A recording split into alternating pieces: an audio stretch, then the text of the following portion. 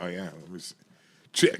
Check. Testing. Microphone 1, 2, check. Oh, 3. your voice sounds wonderful. That's right. Working with radio, I've absolutely wanted to do something with radio, but, I haven't had the time. I haven't had the time off the road. But we're going to step right into this one right here.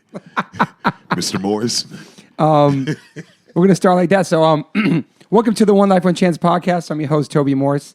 I'm in my kitchen once again. It's been a minute since I did the podcast. I've been traveling. But today I have a very good friend of mine. I know this guy for many, many, many years when he first got to New York. Welcome to the podcast, Mr. Derrick Green. Hello. Thank you for having me. And awesome. Before, we'll get to when you worked the door at Beauty Bar and right. you protected my wife and everybody that worked there. But on this podcast, I like to take it back to the roots before we got to where you are now. Okay. I'm almost positive you were born in Ohio. Is that correct? That is correct, sir. I was born in Cleveland, Ohio. And what was it like growing up in Ohio? It was fantastic, actually. I just talked with the alumni from my school. He graduated in the class of 56 or something like that. Fuck. It was like a person I know who's like a vegan advocate's father who's like in his 80s or so. So he graduated probably even earlier. But it was insane. It was really, really incredible childhood growing up. I grew up in the suburbs of Cleveland in a place called Shaker Heights. Okay. And what was really unique about Shaker Heights is that it was designed by these two guys called the Van Sweringer brothers. Okay. And they moved there they bought the land from the Shakers. And this was a religious sect that were kind of like the Amish, but they weren't having sex. And so they kind of like died off because they weren't having sex. Yeah. And so then they ended up buying the land, and they wanted to create like an entire community that was really for people to go from the suburbs to downtown, but a nice area with really good architecture, like fantastic architects designing all the houses, everything really, really nice. Great school systems, people paying pretty decent taxes for living in that area. And they created this Shaker Heights area from this idea. And it was really ahead of its time. They really started to draw in a lot of people who were medium class, middle class, Black, Jewish, Asian. And so this was something completely different in the U.S. that was happening. Yeah. And it really grew up that way as far as, the schools being one of the best in the United States public schools. Diverse group of kids and stuff. Completely diverse. People from all walks of life, but upper middle class. It was like really well protected, police everywhere, the presence as far as feeling secure, tons of block parties, everybody knowing their neighbors. Safe neighborhoods. Completely safe. We had like Pleasantville. Yeah, it was in that way, absolutely. And then also, like, we even had a planetarium at our school, and it was just like insane. It was really, really fantastic. So I was really fortunate that my mother really wanted us to grow up there. And my mother was a music teacher, and she always thought that school was the most important thing. Yeah. So that's where I grew up there, and it was awesome. I mean, my parents were very open-minded. They were very religious, so they were different from the other parents. I was going to ask you that. Well, yeah, my father coming from the South, and my mother was born in the North, and it was crazy times because my father. He grew up in a time when it was like white bathrooms, black bathrooms, white in the South. Yeah. It's a completely different world. But he was the nicest person, you could ever meet. He wasn't bitter about anybody. He liked white people. And so he wasn't just like, oh, damn, whitey, like he wasn't down on whitey or anything like that. He was completely open-minded person. His name was Friendly. So that was his name? Yeah, that was his name. Well, I thought Todd Friend had a crazy name. No. Friendly Green. Wow, man. Yeah. So you have brothers and sisters? Yes, I have a brother who's 5 years older, and I have a sister who's 10 years older, and she's an artist. Were you guys tight growing up? Yeah, really. I mean, despite the age difference, it became, we were always a really tight family, and my parents, again, I just wanted to say, like, the fact that they didn't smoke or drink, they were completely, like, straight edge their whole lives, Wow. So there was never alcohol in my house or nobody smoking or anything like that. It was no swearing even, they were really not hypocritical, Yeah. like a lot of other parents, and I would go over and they would lived just be it. like hammered. It'd be 5 o'clock. I was like, what's going on with your dad? And he's just like, like you guys, Yeah. and like stay out of the garage, and just like really weird temperament of parents. And it was just really funny, but not funny. I mean, but it was just different, for me to hang out with other kids, like houses and stuff. But it was really fantastic. My parents were really open-minded and they were really supportive of music, especially my mom being a music teacher. So it was easy to say like, hey, can we practice in the basement, and even though she didn't understand that style of music and everything, but it was just like, yeah, sure, you're at home. Yeah. You're playing your friends, you're safe. A safe environment. Yeah. And it's something that who knows where it can go. So what kind of music did your parents play in the house? Like, what was your first exposure to music? Well, my mom was also the piano player for our church and the choir director. So she sang and played piano. So a lot of it was either classical music or gospel music. Okay. And so I didn't really get into like heavy like rock stuff until I was like 13 or 12 when I started hanging out at friends' houses after school. Okay. And there was one particular drummer who was amazing. He was playing all these songs from Rush and AC/DC and Iron Maiden, and he was incredible. And so everybody hung out there. MTV was just starting. And so we're just like, he had cable. It's like, oh my God, he's got cable TV. Like, this is insane. They have like movies. Yeah. And it was just like mind blowing. There's like nudity and it's like really insane. Like, because you that was not happening in your house. Yeah. no, absolutely not happening in no one's house. I mean, cable at that time, it was like, like you had to be a super pimp to have like, and especially it was like MTV. It was just so new and fresh and it was fascinating. But he was playing all these songs and I was like, man, it's just so awesome to hear stuff live, like in the presence of somebody playing it. And it really got me into it. And that kid, he ended up moving away. And I was like, fuck, man. And I was like, and I looked him up like years later. And I was like, Matt Johnson. I was like, Matt Johnson. I was like, holy shit.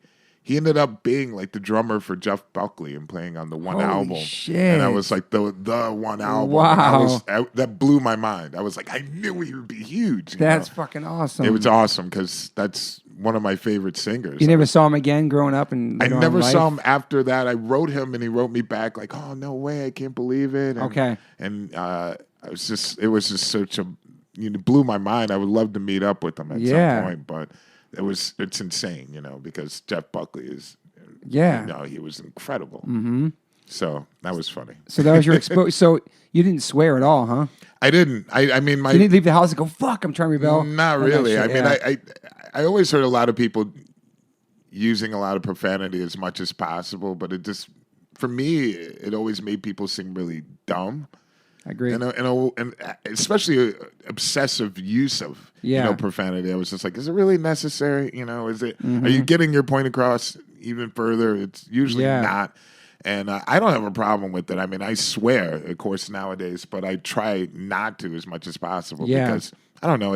I think it really is not. I don't know. It's just not so enlightening. It's just really unnecessary most of the time. I just saw this Rakim interview where he was talking about how he never swore in any of the Eric B. and Rakim records because he knew that his parents are going to be listening to his music, and he didn't want to let them down by swearing because he was raised not to swear. Right. And so he knew if he made these records, his parents would come see him play, and they listen to his music without profanity. And I think that's amazing to be able to do that and be like one of the best MCs and not swear. I think that's pretty amazing. That's pretty awesome. Respect for your parents, what I mean? Yeah, absolutely. I mean, and also for yourself.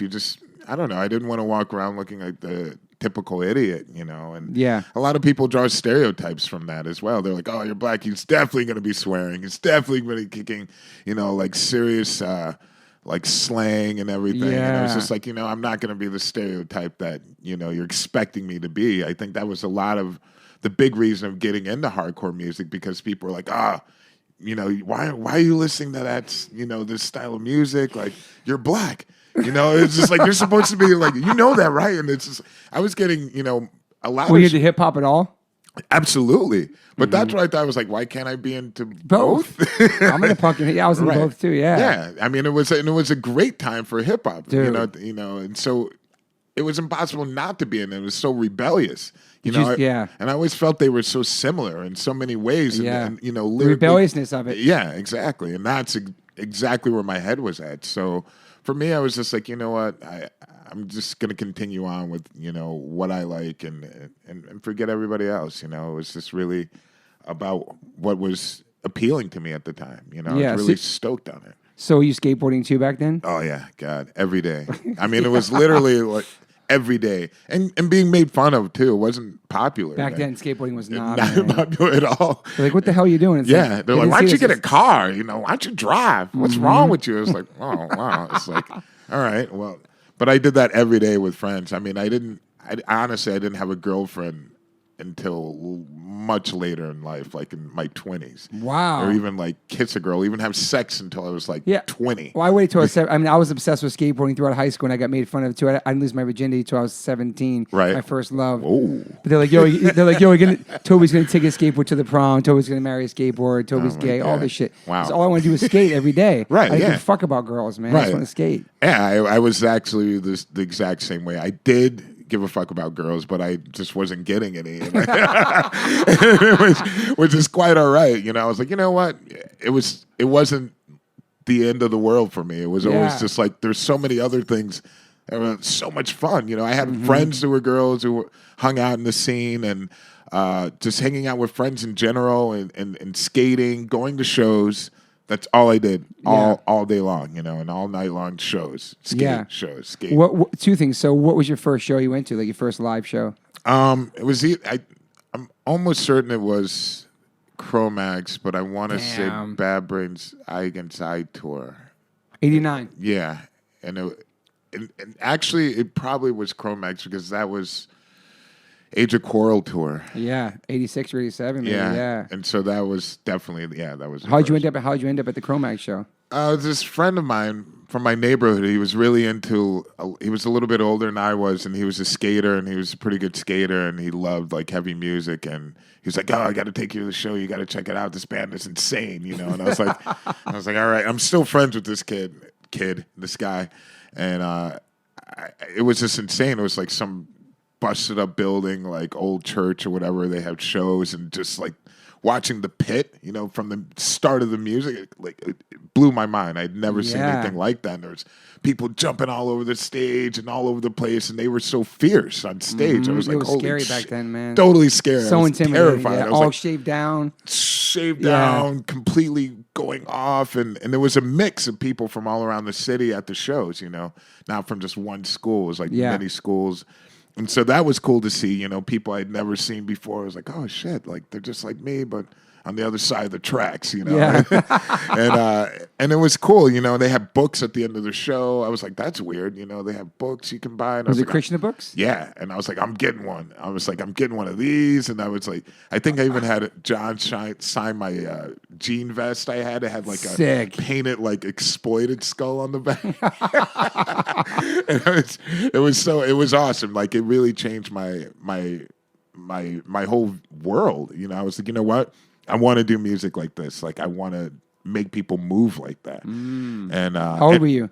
I was 15 or 14. Were your parents worried about where you were going that night or the show? No, they weren't really that worried. They really trusted me you. a lot. Like my brother, sister, and I, they weren't really like on top of us with that because I didn't drink, I didn't smoke. Did you get good grades too? They were okay. They weren't the best. Like in certain topics, they were better than others. Of course. But I can't say they were horrible, but they weren't. They could be much better. Did you like school? I did. You know, it was constricting at times, but I really had a lot of questions. And a lot of times teachers were like, okay, we got to move on. You know. But And what about this? Yeah, it's just like, but. That's but good, though. You're curious. I was extremely curious. But I liked a lot of subjects, you know, history and literature, you know, I was really into. Yeah. So those things are great. I mean, I loved it. What about sports? Yeah, I was really kind of down on sports at one point, but once I got to high school, or actually, there were a lot of friends that were doing baseball and stuff like that, Little League. So I really got into that. My brother played a lot of sports, so I was like, you know what, I can do this. And I really got into like wrestling, track and field, baseball, football. You know, I was really I loved it. I love Yeah. sports, and the best thing about it at a young age, there weren't that many people going to shows and stuff that I was like, these jocks, like a lot of times they have like this segregation in high schools in the US. It's like the jocks are The here. nerds, right? Yeah. And I hated all that. I was like, that's not me. It's like, it's definitely, I like sports and I like going to shows, and I like learning. Yeah, and I love learning. and the best thing about sports was definitely the discipline that I learned at a really young age. Yeah. That a lot of people didn't have put in front of them. So it was like I had to wake up at like 5:30 in the morning, get ready to go to work out, then go to school, then after school do the training for wrestling after school. So it was like really like every day, Regimen, a schedule. And working with the team of people, people supporting you, like pushing you really positive, like you can do this, you can, like pushing your body further than you could possibly imagine, like getting your mind in tune with like, forget about the pain, forget about this, just think about the end goal of where you're going. Yeah. And this was something that was so essential to, I think, key to like survival of growing up and staying strong and knowing, the discipline that I had and how far I could really push myself. Yeah. Because there were times where, passing out, kids are like, no water. It's like, you ever see that movie Vision Quest? Yeah. It's like, oh my God. I was like, that was like the theme. I was like, yes, Vision Quest, let's do this, man. Like, and it's really hyped up and just pushing yourself beyond the limits. And that's what I really learned from sports, a lot of kids, they're like, the coaches kept saying like, those kids out there, they don't have what you have. You have a heart, heart and soul. Those kids have no heart, have no, I was just like, wow. I was like, oh, he's like, yeah. He's like, one thing, they give up. And it's just like, wow. All right. Holy shit. Yeah, they were pretty intense. It's intense. Yeah. But I mean, it really rang true in my head. Like I just felt myself going further than I possibly could, Yeah. And even then I was just like going through a lot of transitions, like not eating meat. Like I started at 14, 15 when I started going to shows. Because of that Christian book, you think? Yeah. Wow. It was the Gita. Thank you, John Joseph. Yes, thank you. I mean, it really So you read the book at 15? I read it, and then there was like other things that just kept popping up after that, like we had to read The Jungle by Upton Sinclair, like in school, and that was about the meatpacking industry in the 50s. Holy shit. And all this other stuff. It was like Diet for a New America, like That's different a great books. book, yeah. And I was like, you know what? I don't believe it. I was like, I'm going to see if it's actually true. I'm going to stop eating meat. And I just to prove like, I don't know if this is really going to make a difference, but because everyone was like, well, just try it. See, and I did that. And that was like 85. Yeah. And I was like really sick for like a month, a little bit. Damn. I was like really craving meat. Like I was going through like withdrawal. Wow. And I read about it. Like you can go through that. You Yeah. know? And it was definitely happening. So after that, it got much better. And you stayed for that. I just stayed since then. I was just like, I'm not going back. I actually started to feel a difference. What did your parents think about that diet change at 15? They thought it was bizarre, because there weren't kids doing that at all. Yeah. Nobody I know, except for kids I knew that played in bands. Exactly. That were from New York. A lot of them from New York. And so... did your parents think Krishna was weird or anything? No, they didn't think it was weird or anything. They just ended up making separate meals for me. They were really open-minded towards it. So cool, man. Yeah. I was really fortunate with that because I wasn't being extreme in so many ways as far as, I don't know. They could understand, and my uncle... You were militant about it and crazy. Right. And my uncle was actually very particular about his food. He would come over like, no, I have my own food. I was like, and now I understand why. He was completely, vegan and completely had everything, set up that he wanted to eat, and he'd always go to these health food stores that were like hard to find. But it was my mother's brother, like her only brother. So, and he was, that had a little bit of an influence too. But now I understand, where he was coming from. Totally eating like processed food. He was like not eating that at all back then. He was like no. So you go to your first show. You think that must be 85. Yeah. You get inspired by Cro-Mags. Completely. Change your fucking diet. Oh, yeah. Changed my diet. Saw Bad Brains like probably a week later or something. Damn. It was really... That's the... Yeah, and then I was like, I'm going dreads. I'm skating. I was just like... Did you start growing dreads then? Absolutely. Yeah, I was like... Holy shit. But then it was like, it wasn't that cool then. Like people were just like... especially black people are like, what is wrong with you? They're like, well, you need to comb your hair. They're like, oh my God. Like every joke you can imagine. This dude's black with dreads. He skateboards, likes rock and roll. They're like, what the hell? It's like, where the hell is he coming from? So, boy, you need to comb your... It was like the ridicule of every day at school, like the process of growing out dreads. Dude, especially back then. Oh, especially and skateboarding, and going to punk, and not eating meat. I was just like, what are you trying to tell me? It's like, some of you have a Jerry curl, and you're trying to tell me that my hair is messed up. Holy shit. Did people fuck with you in school at all? Oh, yeah. Were you always a big kid? I was big, but I wasn't fighting anybody. I was just like, I just wasn't into like getting in a confrontation like that at all at that time. Was it during high school mostly? It was in high school mostly, and it was like, I mean, that was rough. I mean, I was like, what the hell? I was like, damn, these are dreadlocks. Or dread what? Yeah, it looks like Bob Marley, dude. And they're like, it looks dreadful, is what it looks like. It looks horrible. It's like, boy, you need to comb your hair. And it was like, ridicule. Was it mostly black people fucking with you? Yes. Wow. Yeah. It was this. I was like, what is going on? So it was really like a confusing, weird time. But then I was just really looking forward to getting out of high school. I was just like, okay, I can't wait to be able to just play music. So when did that start? So when did you play an instrument? Like for your first musical experience, did you play an instrument? Or you just wanted to be a singer? No, in school we had to we had music class, which was mandatory. Max has. And so you could pick instruments each time. Like that day you're going to be xylophone, the next day you're going to be triangle or whatever. And so the first instrument I was like, I want to play. Uh-oh. Security. That's the podcast. Security. Stella, the podcast mascot. God, Stella's amazing. So trombone, and then I moved on. Which was a weird instrument, and then trumpet because I was really getting into jazz. It's awesome. And so I loved it, and but vocals came much later. It's just because I was a roadie for a band. What band? This band called Outface. Okay. And so then I knew all the songs. I was there, and the singer was like, I don't want to do this anymore. And they needed a singer, and I was like, you know what? I can do this. I'm going to try this. Yeah.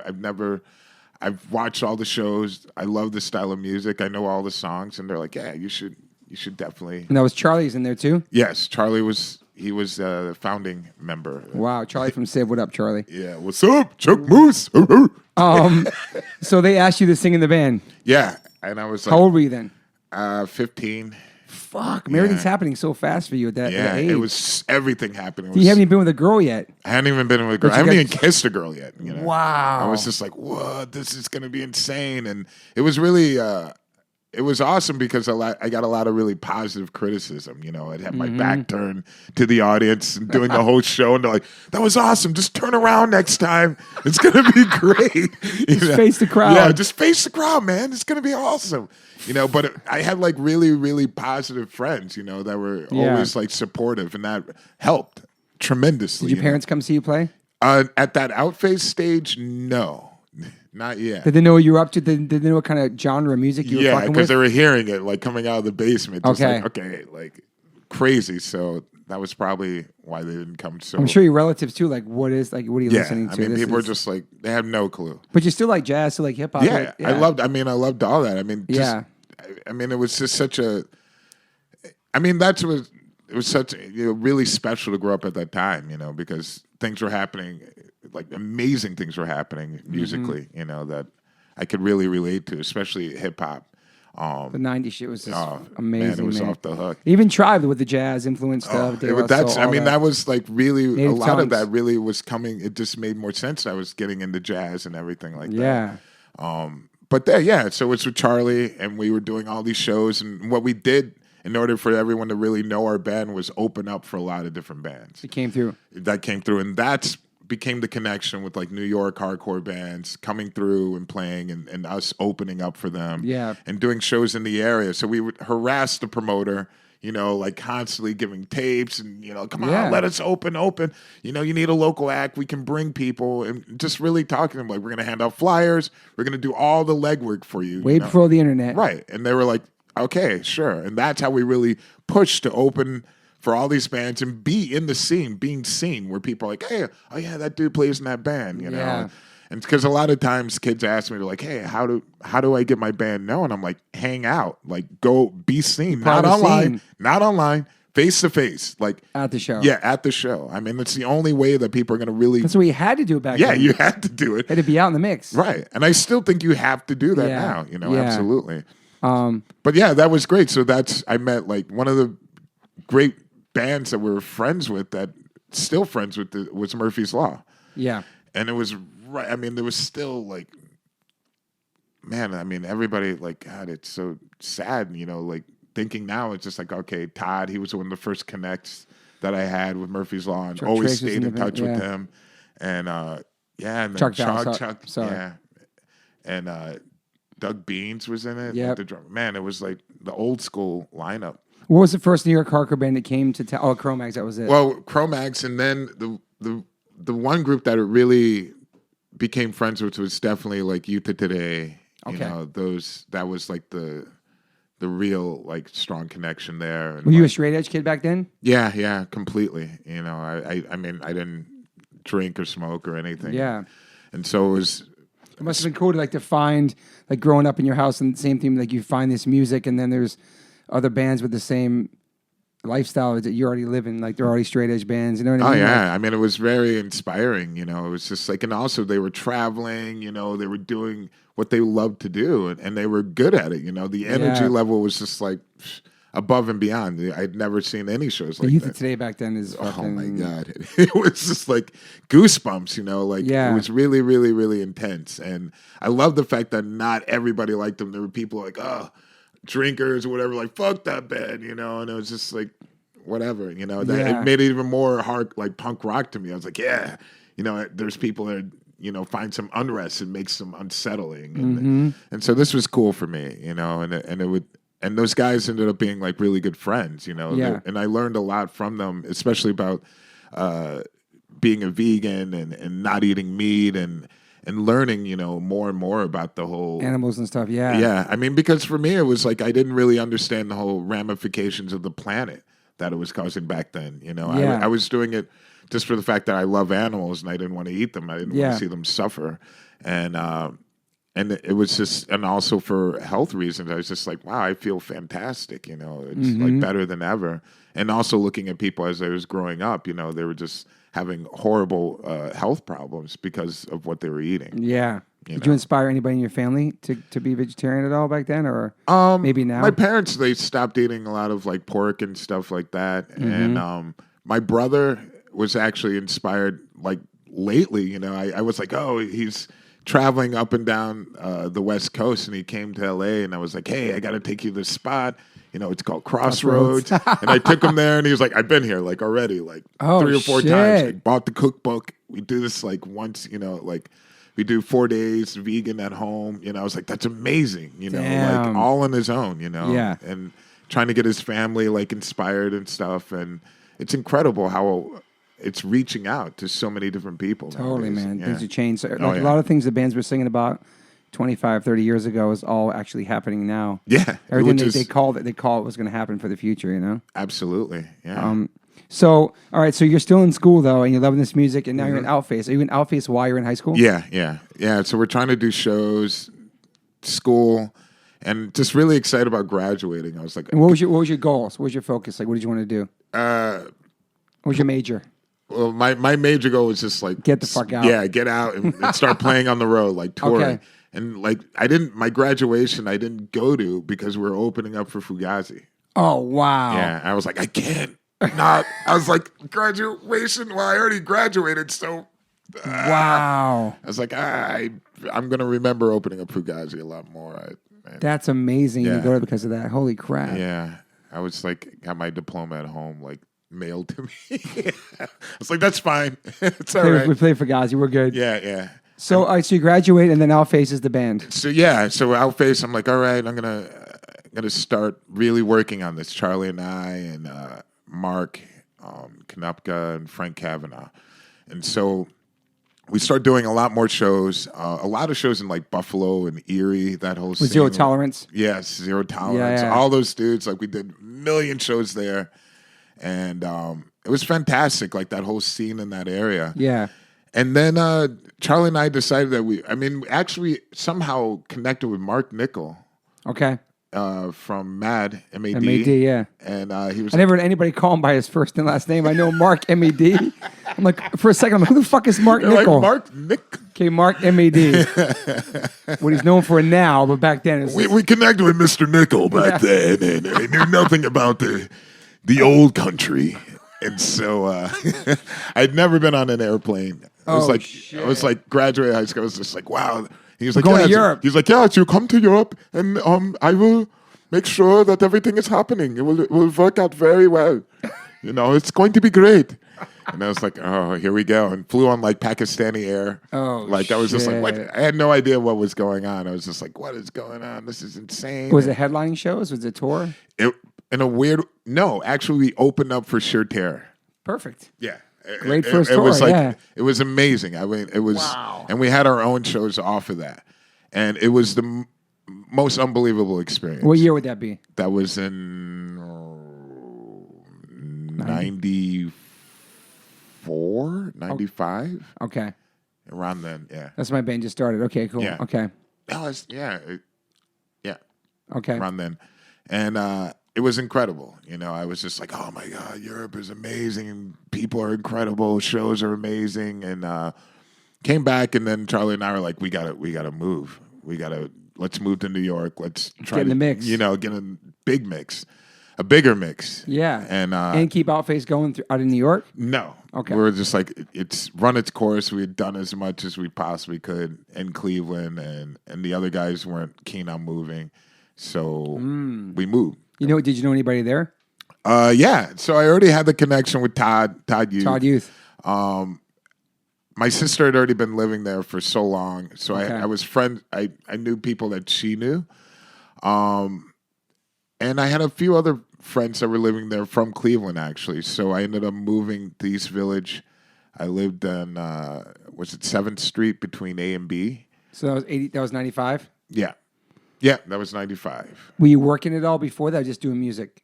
I was, the first job that I had, I worked at an art gallery in Soho, through my sister. And then, and also her friend of hers, who was a photographer, really into skating, really into hardcore, really into hip hop. He was like, hey, my friend Russell, he's got a spot at Fat Farm. I was like, really? I was like, what's Fat Farm? And then my friends I already had in New York, they were just like, oh shit, that's hilarious. You're gonna work at Fat Farm? And he was like, no, it's a cool job. He's like, it's actually pretty easy. You'll be assistant manager. You'll have a salary. It'll be hooked up. And I was like, no way. And I was like, I never worked in a clothing store my entire life. And for people listening, right. It was on Prince Street in Soho, in like kind of a rich area. And I worked across the street from you at Nana Shoes, and I sold shoes for 4 years at that spot before H2O, leading up to H2O. I was voting for Sick while working there. And I was there, like when you were designing the H2O like symbol and emblem and everything. Like, holy shit! Like, we made our first stickers and shit. Yes. So you worked across the street. We worked. Yeah, that's fucking crazy. How many years you worked there for? 2 years. But then I moved to the office. Like, okay. Because I was like, this is really. Was Russell Simmons vegan back then? No. Okay. He was living a different lifestyle. Oh, yeah. It was wild stuff back then. Yeah. It was like, I mean. They made books about it for sure and docs. Yeah. I mean, he was completely. He was in the height of everything. Different person, And I think probably not in the best way. Yeah. It was just like, he was just going through a lot of different craziness. Like hip-hop rock star. He was just yeah. Fat Farm was huge. It was huge. 90s. I mean, I just remember, especially hip-hop was just like going off it. I mean, it was just like Biggie album came out. Yeah. Wu-Tang. Yep. Everything. Nas. Oh, I mean, we every day we playing that every day at our store too. I would go in and see. Yeah. Right. Everybody's playing the same shit on the street. Like. Yeah. And so then I remember I'd always throw in like Ultra Magnetic MCs. They're like, yo, what the fuck? Who put this in? Some old hip hop shit. And I was like, I love Cool Keith. And they were just like, Cool Keith. They just couldn't, like some people in the store were like, I don't understand. He's too crazy for me. Mm-hmm. But did you have long dreads then too? Yeah, by then they were really long, and I was still going to a lot of shows. So people were more accepting, definitely, like, as I got older and working at Fat Farm, people were mad cool. Especially in New York. Yeah, especially in New York. They're like, oh, you crazy, man. You crazy. You going to them shows? You going to them shows, right? Yeah, you doing flips and shit. It's just like, no. You in the mosh pit? No, you in the pit, right? They call it the pit. Oh my God, man. Yeah, it was a trip. But there was no music for a couple years? No, I was doing, so Charlie and I, we had this band. We were like, okay, let's put something together. And so we had a name, was called Overfiend. Okay. And so we had Sammy was playing drums. Okay. Eric, who used to play an Orange 9mm, he's a tattoo artist. You remember Eric? He's my bass player, dude. Eric Rice. Yeah. From my first album. Yeah. He's my first bass player. Right. Smokey from Zero Tolerance. Yes. Holy shit. Okay. Smokey. Yeah, dude, he's my bass player. Yeah. He was like, yeah, I'm Okay. going to play bass for like a minute. And then he was right. like, okay, I'm not doing it. And then we got Sarah Cox. And we called her mother Sarah because she was from the old school, like New York. And she knew everybody from like, she was older than us, like Charlie and I. And, Yeah. she knew John. And she was there when John got stabbed. Like that whole, I don't know if you know that whole story when he was in front of like, God, what was the place is called Brownies? It was back in the I day. never knew that.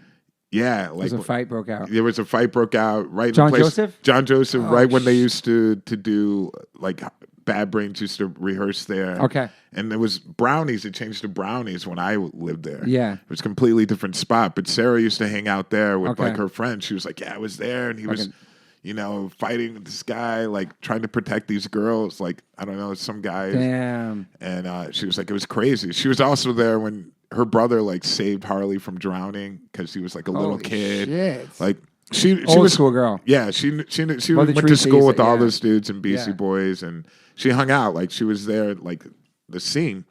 So she was playing bass, and I got referred to her from John. He was Okay. like, "Yo, Sarah's mad cool. You should, Yeah. you should definitely do something with her," which was a great choice. You Yeah, know? yeah, I mean, yeah. I love her family and everything. Her dad was like a psychiatrist for Aerosmith and all Sick. these different bands, and her family are amazing families. So we had this band Overfiend, and we started doing some shows. We played like opening up certain bands, and it didn't last long because Charlie started working with Civ. Okay. And so then he left to do that, and Sammy left. I was like, you motherfuckers. I was like, what are you doing? I was like, no, what am I going to do? And so then Sarah and I, we had a band, and it was called Alpha Jerk. Okay. And so then I was like, you know what? I'm going to play guitar. I picked up guitar, and I was like, I'm going to start writing these songs. We got to do something, And I was like, really like, Did you play guitar before? no. Okay. I was just like, I know like certain things that I want to write or ideas. And I was like, I'll just get a 4-track and just do this. So I started doing that, working with Sarah, finding people to play with. Still working at Fat Farm. Still working at Fat Farm. Started working at No Tell Motel. Oh, yeah, I remember that. That place was shady, like a lot of fights, like Different New York back then, too. Man. crazy shit going on.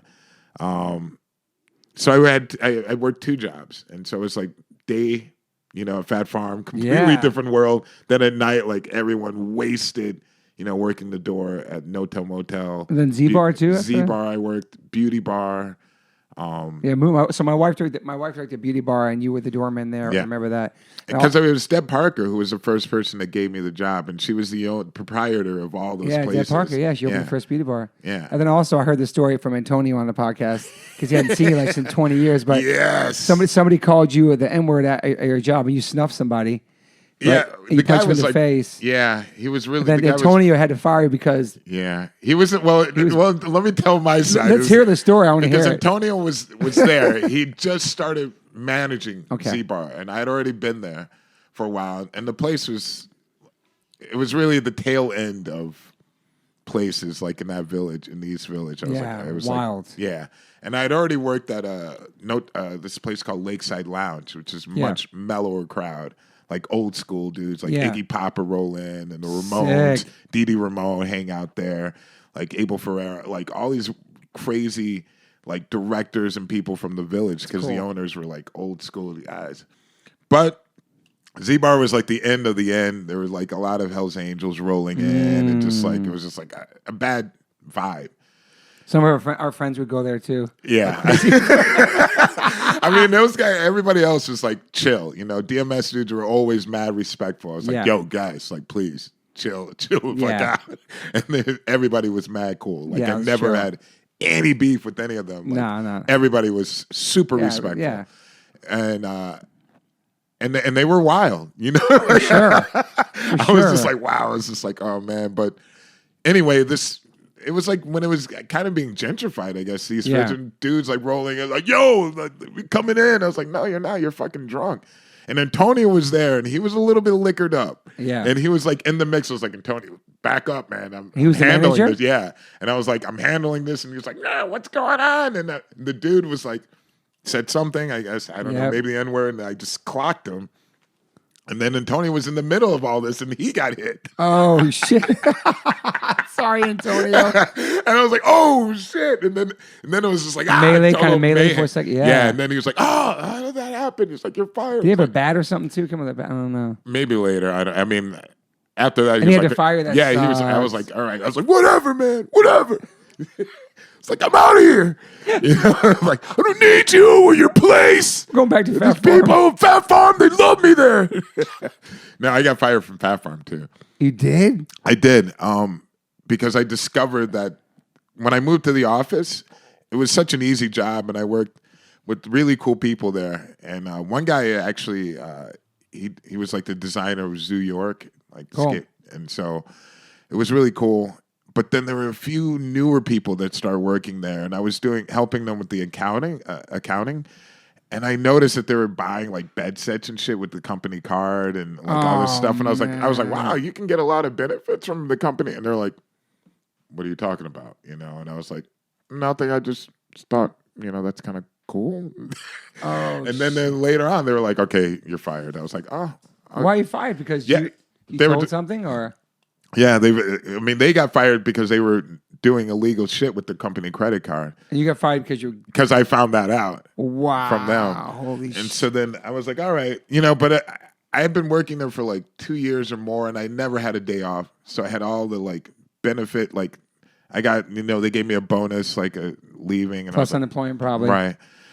So that was like, oh man, that was, really still playing music, still. Was that 96 maybe? Yeah, that was 96, 97. And so it was just like really struggling, like trying to hustle, to play shows. And, and just still being in that scene of a lot of people with bands and everything and going to shows and still sticking members with moving from each band and all that shit. Yeah. Totally. But and that's how I met like Mike Gitter.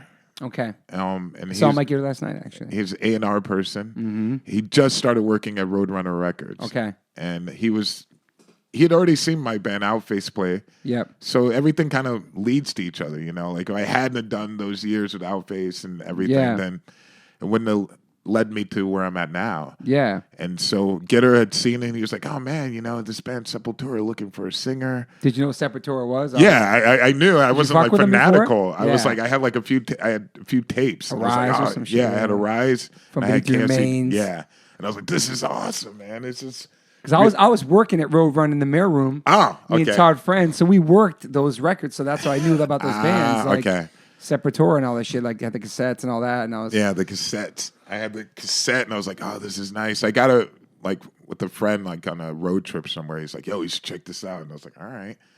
And then, and actually, that guy's name is Max that introduced me to it. Really? Oh, shit. It's so weird, right? Damn. And so then, so anyway, I was like, I don't know these guys. I've always played music with people I knew, friends or whatever. It's kind of weird. And I was like, he was like, no, you should do it. It's like they're looking for somebody with a different vocal. They need somebody different. They can't have the same person. So I got the tape, and it was like a tape they sent to everybody, like different people, with like no vocals on it and just the music, new music. And they're like, do whatever you want to do on it. Like try something, write the lyrics. We just want to hear how you're on your own to do this. Wow. So Gitter was like, who else tried out is Davide. Oh, yeah. From Orange and I. Oh, shit. And so I was like, Davide. I was like, no way. He's fucking super talented, incredible bass player. He's really good at guitar. And I was like, he tried out for Sepultura? And he's like, yeah, he did. You should talk to him. So I called up Davide and I was like, hey, how did that go? And he was like, yeah, man, it was great. I went out there. They were living in San Diego at the time. I went out there and I did the audition. I knew all the songs because I loved them. And he plays guitar and he sang and he did all that stuff. And he's like, yeah. And they loved it. And they were like, yeah, all right. So you want to be a part of this? And he was like, nah, no. Why not? He was like, it was just too much pressure, too much. Wow. He was like, I wanted to just see if I could do it, and I wanted to meet those guys, and you know. Wow. But he was like, I want to do studio stuff also. Like, I want to be a producer and produce, and I was like, wow. And he's like, but they're really great guys, and he helped me do my demo. Okay. And so then I sent it to them. And they sent it to a lot of different people, like the singer of Testament, Chuck Billy. He sent one too, and Phil from Machine Head, Phil Demmel. Sent. I was like, wow, he sent one too. Wow. And so they're getting it. Jorge from Marauder. Went to Brazil to do the audition before I did. Holy shit! And they're like, yeah. So long story short, like I sent it to them. They're like, yeah, come down to Brazil. And come for 2 weeks and do an audition. And I was like, okay. Did they fly down? Yeah. Wow. Like a week, like as soon as I got the phone call, you know, from Igor, he was like, yo, can you come down like this weekend? I was like, holy shit. I was like, all right, putting on my stuff, let's go. Went down there. And then they were telling me like, yeah, there was another dude from New York that came. He was in this band Marauder, Jorge. And I was like, yeah. Holy shit. And I was like, no way. And it was like, he had great vocals. He was powerful. I don't know why he kept speaking Spanish like all the time. Like, oh wow! It's just like funny because they were like, we speak Portuguese, but I mean we can understand Spanish. But you know, like he was cool, but we needed. They were like telling me like we want somebody with diversity, you know, so we can go in the future and do some other stuff. Mm-hmm. So it was really bad, you know, the audition. It was. Yeah. They would come out and they would just be like playing. And it just sounded so amazing. I was like, oh my God, you know, like I was like, so intimidated. Yeah, I was like, man, this is so intimidating. These guys have been playing for years together. They sound incredible. I was like, oh. And then they were like, okay, now sing a song. You know, like they just play a new song and then like make up something. And I was like, what? It was like really like. That's scary. It was scary. And so then I had a talk with the bass player, Paulo. And I was like, he was like, hey man, this is it. You know, you got to really push 100%, everything, you know, this is your chance. And I was like, yeah, you're right. And we got back and they were like, well, maybe we should do like a cover or something. Let's try something, you know, like maybe we could do like Bad Brains, they said. And I was like, oh shit, yeah, let's do that. Again, that connection, Bad Brains being one of the first. I was like, holy shit. And then after that, it just really started to flow. What Bad Brains song was, you remember? Yeah, it was G Machine. Machine. Oh, me up. Yeah, that's awesome. And which we ended up doing a cover of. And and so then that like was the connection. Then I came back to New York, and then a month later they're like, you want to come back and be in the band? And or they didn't say you want to be in the band, but like you want to come and record an album. I was like, yeah. And so I went back to Brazil, left New York, and never lived in the US for 20 years after I left. Holy shit. Real quick, though. The first time we saw Bad Brains was on the Quickness tour, and G Machine's on that record, right? Yep. Holy shit. Yeah. All right, so that was it. You fucking I'm out.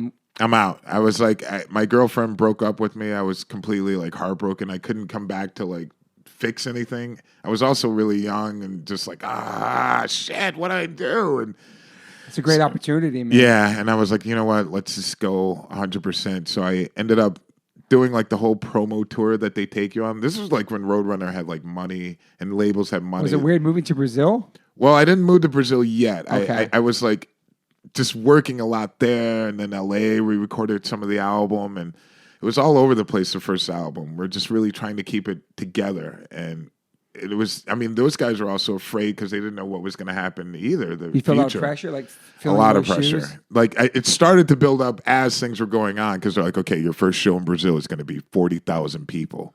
And we're going to bring down Jason Newsted from Metallica, Mike Patton. He's going to be there. We're going to have the Shavanti Indians coming from like the actual Amazon to perform live with you. We're going to have like, it was just like I was like, this is insane. There's like, you bring a can of food, you get in free. It was like a big benefit type. Wow. It was intense. A lot of pressure. Did you feel any racism? any backlash racism for being like a black guy singing the Sepultura, nothing like that? Not there in Brazil, not yet. Okay. In Brazil, no, because I mean it's like it's a different vibe. Yeah. But it was intense. You know, it was at that show was Mackie. Oh, he was? Yeah, it was randomly. He was playing with this guy Supla. Okay, I know Supla from New York. Yeah, and Supla is Holy shit. small world. But Mackie was there at the first show, and the shirt I had was a Chromex shirt. Sick. And it was like, holy shit, like Mac, I can't believe you're here. So your first show was 40,000 people, basically. Yeah, in Brazil. Fuck, man. And that was intense.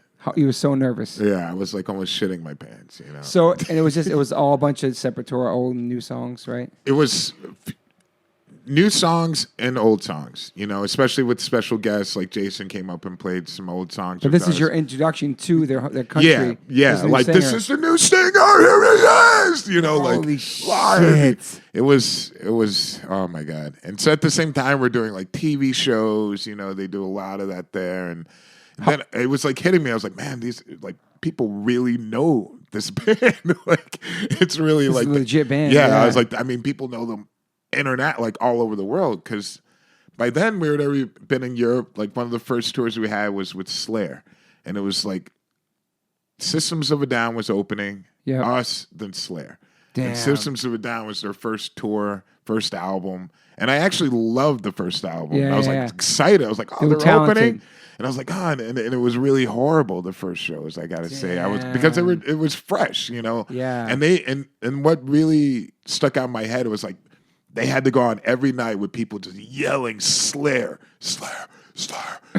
like massive arenas, like in Europe. I was like, oh my god, like how? And they're like, you got makeup on, take it off. You're like people were raw. You know, with them. I was like, holy shit. But they got up every night and played. And we're just like, fuck you. We're playing. No. And they fucking blew up too. Oh, yeah. And I got to give them balls for that. I mean, that was like really cool to see that they were like, you know, we got this chance. We're going to do it. You know, no matter what. Yeah. And their show improved, of course. And they're fantastic, you know, to see them now. You know, but I remember that first tour. It was just like intense, man. Damn, did people yell Slayer during your set? Not as much, I gotta say. I mean, because they were a lot more keen on like metal, and they wanted to hear like songs like Sepultura songs, like classic songs that existed.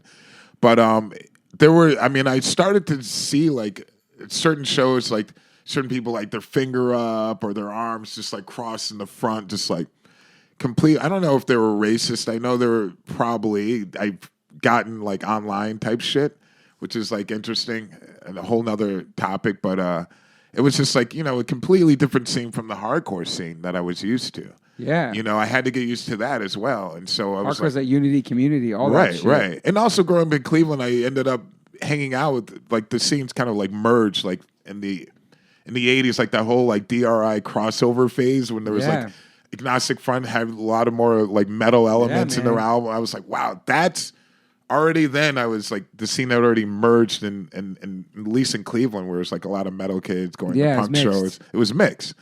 But there, like the metal just always stayed metal, you know, a lot of times. And, just also like those kids grew up loving Sepultura. That's their favorite band. I would see what this guy can do. Yeah. Like, I mean, Max? It was really like, and I was like, shit, you know. A lot to prove, man. A lot to prove, and I knew that it would take time. I knew it wouldn't be the first album. The second. Did you do good that first show? You think you did good the first show? I think I did really well. Did they like it? Yeah. I mean, I thought it was really good because the feedback was like, it was such a mix. The crowd was good. And I noticed how it got better, you know, like over time. But it was really, I knew that it was going to be challenging. I knew that in order to gain respect, I'd have to really work with the band and tour and do a bunch of albums with them before it got to any point where they were at because they'd worked so hard to get to where they were. Yeah. And then how many years together were they before that? That's a good question. 20 years maybe? Or no, not that long. Because I mean, the group has been together now for like 33 something years. Wow. So, and I've been in it for 21 years. So yeah. Fuck. Yeah, it's a long time. Did you ever meet Max during the course of any of this? Never. Your life? I never have. I had dreams where I've had, because we played actually with Roy Mayorga. Okay. And he filled in at one point with us on a tour we did within Flames. And it was amazing because I was like, Roy, yes! It's like New York times because we worked like certain clubs and stuff in New York. And it was great because he was like, man, I'd always defend you, like playing with, like those guys. Like they would talk sometimes shit. I was like, why are they talking shit? Like he never talks shit about you guys and blah, blah, blah. And, he's a good guy. And I was like, thanks, Roy, good looking out, and because I have no animosity, I none whatsoever. And I also friends with Igor, it's just like, his brother. So he was like my boy, we really had a lot of things in common, especially with music, hardcore. Like he was really into hardcore. That. Yeah. Straight edge. Yeah. And at that time he wasn't drinking or anything. So it was like had a really tight connection. So there was no animosity or hate or anything. And I would never talk shit about people I don't know, I haven't met. And so, it was difficult. A lot of people were definitely under the impression that he was entirely the band. And that was hard for, I think, those guys, even Igor, who I played with for 9 years, in the band. And just like people were really misinformed. And a lot of times when people see like the front person are like, oh, that person's writing everything, they're doing everything. And they kind of let it spin in that way because they weren't really, those guys are like, I don't want to do the interview, he'll do it, And so then that kind of was a problem, I think. Yeah. Because people weren't seeing the full representation of the band. Yeah.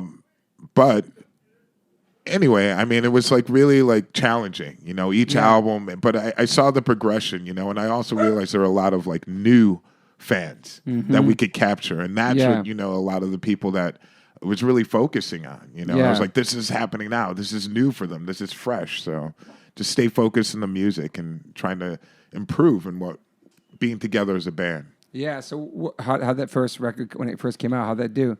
It was okay. I mean, I was happy with it.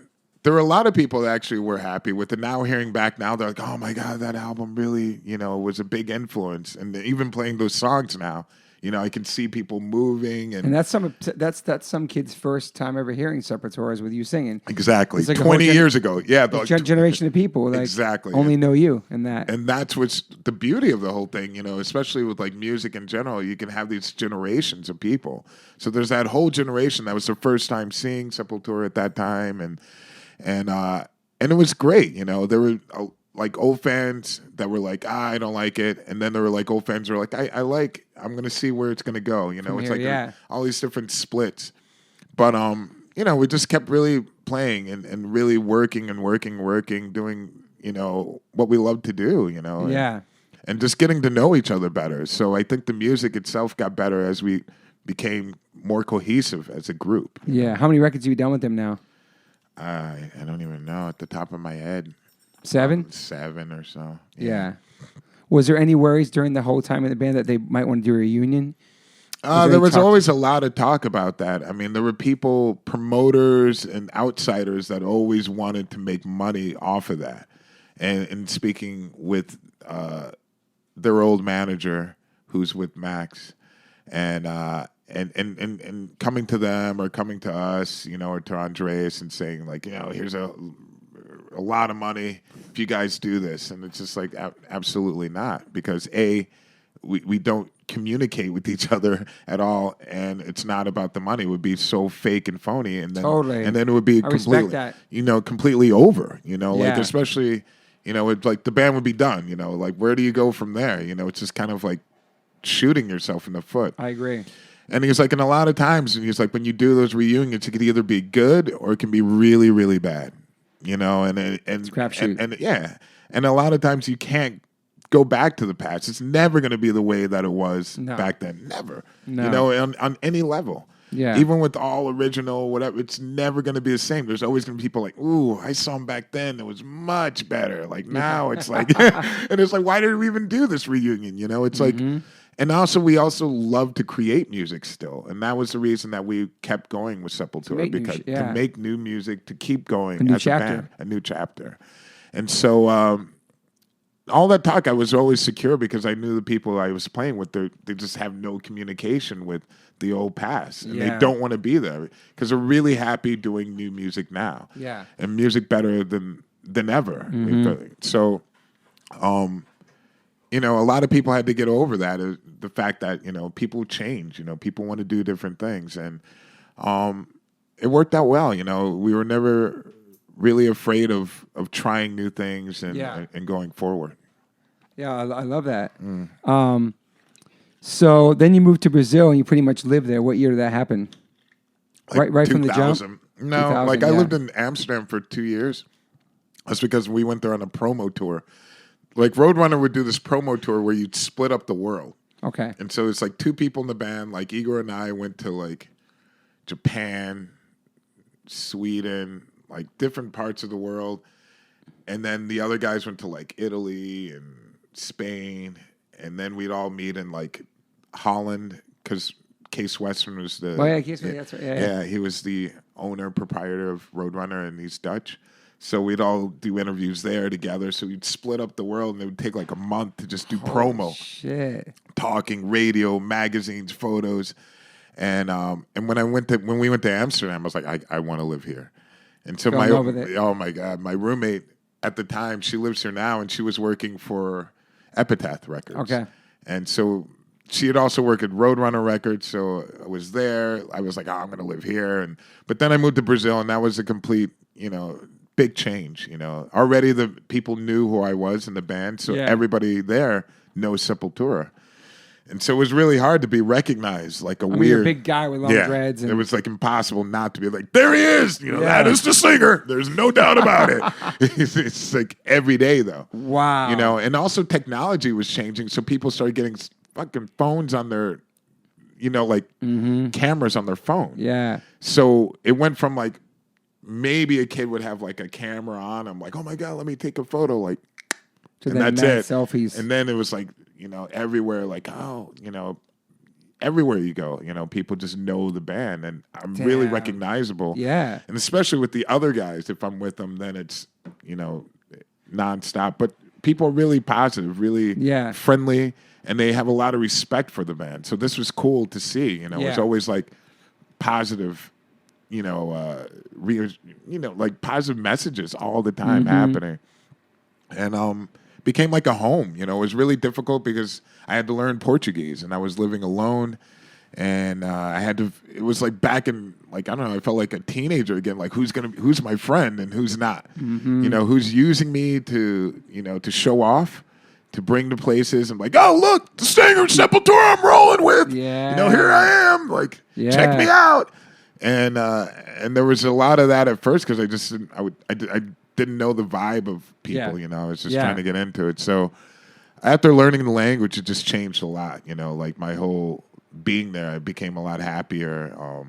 Started to meet legit people. People were really honest and very cool. Did you like it there? You loved it? I loved it. I really was became like such a home for me. And people making it feel like a home. It's a difficult city to live in, Sao Paulo, but for me, I really felt comfortable. It's just going out and getting to know the surroundings and the people, and it was fantastic. But it definitely changed so much once I started to learn the language. Yeah. Does the whole band live there? Yeah, everybody lives there. Paulo has a bar now. Our bass player in Amsterdam. Okay. And but everybody lives in Sao Paulo. And it's intense. It's over 20 million people. It's constant. It's a concrete jungle. There's like people flying to work in helicopters. It's like super traffic. There's a lot of negatives, but at the same time, a lot of positives. Yeah. A lot of cool things about Sao Paulo people don't realize. It's like the largest Japanese population outside of Japan lives in Sao Paulo. They have a real mixture of people from all over Asia, Africa, Europe. Yeah. It's really multicultural. I didn't even know that. But Japanese, that's amazing. Oh yeah. And then what year did you become a dad? Wow, geez, that was 10 years ago. Oh, okay. And my son Nolan, he's Czech, born in Prague. Okay. So he's Czech American, and it's fantastic. It's like so fortunate to be there. Like during the whole process of him being born. It's amazing. And, it's amazing. It's just unbelievable. And that's again a whole learning experience, being a father and also speaking a different language, another language added on, Czech. Yeah. But it's it changed so much, my perspective on my whole life itself, I was going to ask you that. Yeah, it changes everything, right? No, absolutely. It's like I feel that, much more of a purpose, of like a lot of what I'm doing, a lot is just really building for him, and it's really good to take that pressure off myself where it's like, okay, I rather, for my loved ones, try to build something great for them, that I'm out there working really hard for them. Yeah. That's amazing. So you go back and forth a lot. Yeah, a lot. But now that I live in LA, I really now have the opportunity to have him here, my son. Because my ex wasn't really keen on him coming to Brazil, she didn't feel that safe with him being there. Yeah. Even though most of my friends I know that have kids, they live in Brazil. Yeah. And it's a wonderful place for kids. Actually, there's so much geared towards kids, like entertainment and everything, and it's fantastic weather year round. So you could be outside and nature and everything. But she was like, not so keen on him being there. So now I'm here, and this should definitely change things around a lot. Yeah, it's awesome. See, spend more time with your kid, and then how like the lenses change when you see the world and all that shit. And it's fucking like overnight it happens. You know what I mean? Like, do you have any regrets? No. You're like the last 5 people in the world on the podcast had no regrets. It's pretty amazing, man. Yeah, man. I definitely, love all the experience, good and bad. They're really important to go through in order to, like I said, to get to a line, to go through a straight line, it's just like there's always going to be like those, negative things that'll come up. But, it's like what do you make out of them? Totally. Yeah. I love that. Yeah. And I want to talk about your Highway to Health project you're working on now, because as people listening know that we're both vegans, and traveling has changed a lot for us since the early 90s till now. Like just eating and surviving on the road used to be like whatever, like falafels, just whatever they had on tour was really hard. Have like 1 million falafels, like dude. Geez. And so now with the world changing so fast, there's so many options of food everywhere around the world. I mean, like everywhere you go, there's a vegan option. And so your thing, Highway to Health, is just about that, like traveling musicians. Highway to Health. Eating vegan food on tour. Yes, eating vegan food and the living on the road lifestyle, music, really showing that, and interviewing like different friends and family. And it's really not a show about pushing people and forcing people into being vegans. I think everybody has their own pace of where they should go, Agreed. And I think it's important to show like the funny aspects of it. I want to bring a lot of friends who are meat eaters, and take them to places. We had Adler in the Sizzle, who's not a vegan, Stephen Adler. Oh, right. Yeah, that's right. It was really funny. That was really funny. And to show, like oh my God, that was hilarious. And then just to have like, to show these people the options that are out there, really, and show that there's tasty. It's educating people, man. Absolutely. And healthy, tasty. Some of it's not all healthy, but it's like the reason I say Highway to Health is like it's on a road to discovering. We haven't learned everything. We never will. It's like it's always discovering and a learning process. So, I'm really excited about it. It's going really well. I'm with the co-host Tanya O'Callahan. She plays bass with Steven Adler. Yep, shout out, girl. What up, girl? And she's amazing bass player. She's played with many talented musicians, Dee Schneider, and like the list goes on as far as like musicians, and her capabilities are beyond. More respected. Yes. And so we're doing it together.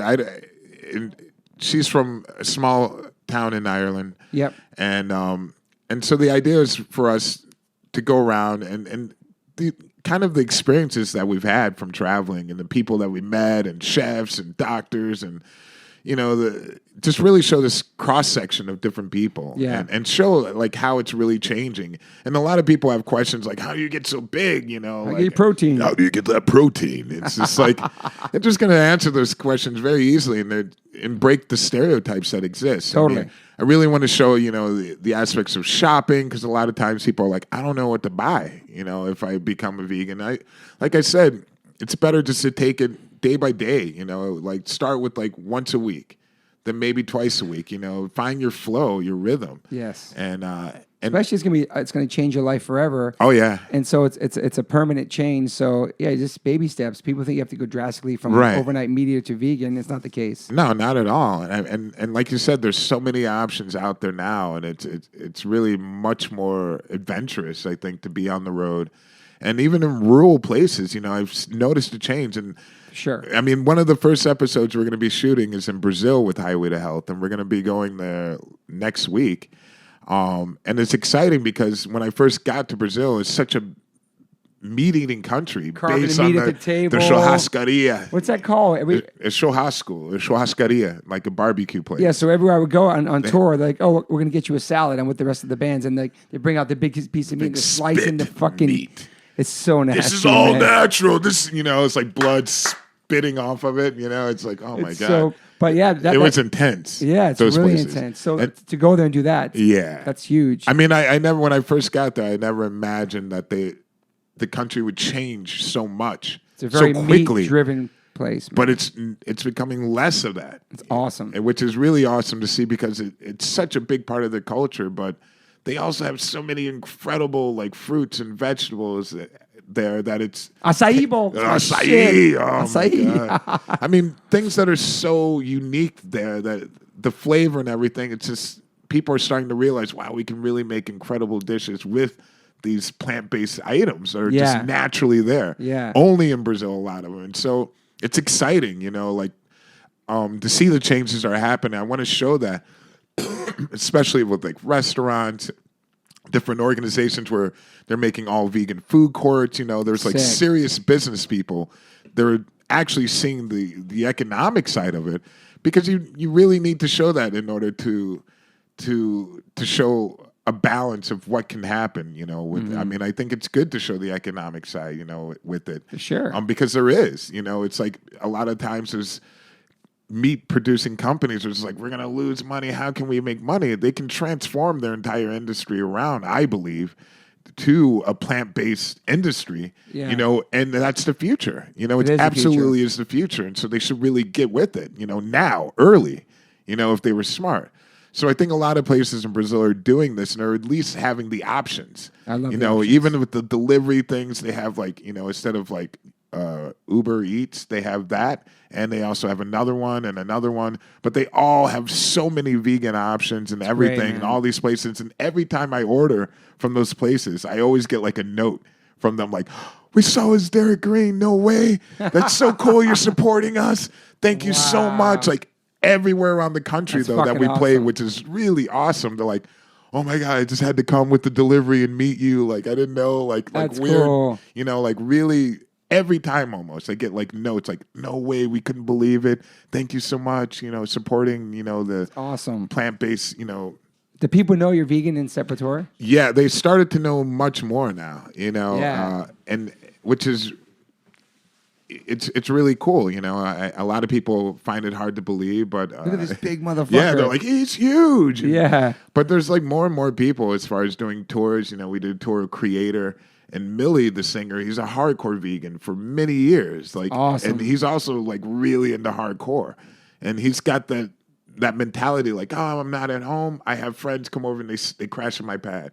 Like bands come and crash out. Like he's total from that old style, school. yeah. And it was so great to see that, and also like touring with different bands. If there's catering, the catering is so incredible. So with incredible vegan now. Options and plant-based options. They're usually gone, first. Yeah. Out of anything, and but it's great to see this change, and really with Highway to Health, we're going to really show that in rural parts, in places you wouldn't expect it. We want to go to places where. People say it's impossible to do that here, and it's not, and I'm really excited about it. It's going really well, and hopefully, it will definitely reach out to as many people as possible. Yeah. What do you think about the impossible and the beyond taking over at all the fast food spots and having those options? I think it's great. Anything that's, helpful and where it's not destroying the environment, not killing, murdering animals, Agreed. like making them suffer. I think it's a great option. Yes. I don't know if, honestly, I think it's it's fantastic, and I think it's actually tasty. Yes. I just think it's something you shouldn't do every day. Yeah, it's processed. 100%. I mean, I think it's something that it's cool every now and then. Yeah. And it's great, like I said, that option. So I'm not going to knock it. I mean, I honestly don't go to fast food places. Yep. But I think for people who do, I think it's great that they have that now.